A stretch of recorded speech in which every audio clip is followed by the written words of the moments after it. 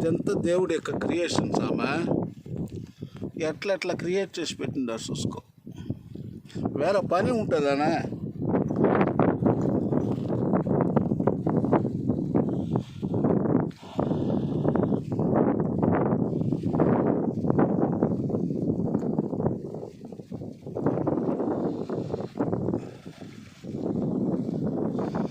ఇది వచ్చి మనం గూగుల్లో పోయే ఆనిక చదివినామంటే మనకు అర్థం బాగా అవుతుంది. ఇది నిజంగా ఏందని కనపట్టేస్తుంది. అవును.